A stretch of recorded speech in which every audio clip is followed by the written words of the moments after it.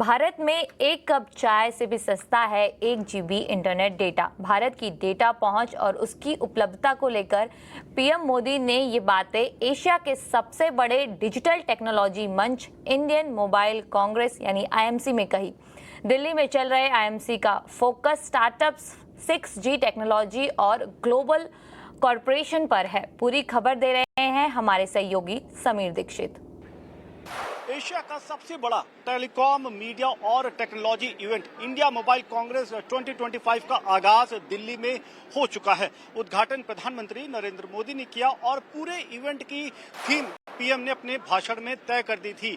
PM ने अपने भाषण में कहा कि इनोवेट टू ट्रांसफॉर्म, यानी कि सही समय है जब आप भारत में इनोवेट करें। साथ ही साथ जो टेक्नोलॉजिकल एडवांसमेंट लगातार भारत कर रहा है उसका एक सबूत है कि ये सही समय है कि लोग या ग्लोबल कंपनीज भारत में निवेश करें।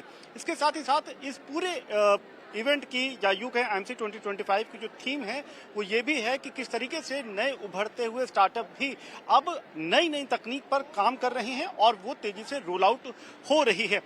आईएमसी 2025 के जो तमाम पवेलियंस आप देखें तो वो इस बात की भी झलक दे रहे हैं कि कैसे देश के अलग अलग कोनों से जो नए स्टार्टअप्स आ रहे हैं या जो प्रतिष्ठित कंपनियां हैं वो टेक्नोलॉजी में कितना आगे काम कर रही हैं, बढ़ रही हैं।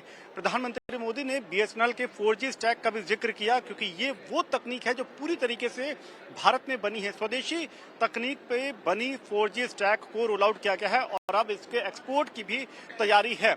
यहाँ पर इस बात का भी जिक्र करना अहम होगा कि भले ही अभी भारत में 4G और 5G का बहुत तेजी से रोल आउट हो रहा है। 5G को तो मंत्री ज्योतिरादित्य सिंधिया ये कहते हैं कि ग्लोबल स्केल पे सबसे ज्यादा रोल आउट तेजी से भारत में हो रहा है, लेकिन अब फोकस 6G यानी कि एक और एडवांस टेक्नोलॉजी पर बना हुआ है। उसके लिए कई कदम उठाए भी जा चुके हैं। कोशिश यही है कि आने वाले 3 से 4 सालों में 6G की पहली झलक या पहला उसका रोल आउट भी भारत में हो पाए। तो कुल मिलाकर के नई तकनीक को अपनाने और इस दिशा में तेजी से निवेश के लिए भारत आगे बढ़ रहा है। और ये भी कहा जा रहा है कि अगर ये सारी जो डेवलपमेंट है या ट्रांसफॉर्मेशन है ये इसी गति से चलता रहा तो वो दिन दूर नहीं जब भारत में बनी तकनीक दुनिया में एक्सपोर्ट होगा। कैमरामैन अशोक के साथ समीर दीक्षित। जी, शुक्रिया करेंगे समीर इस पूरी जानकारी के लिए। लेकिन अब बाजार की बात कर लेते हैं। आज बाजार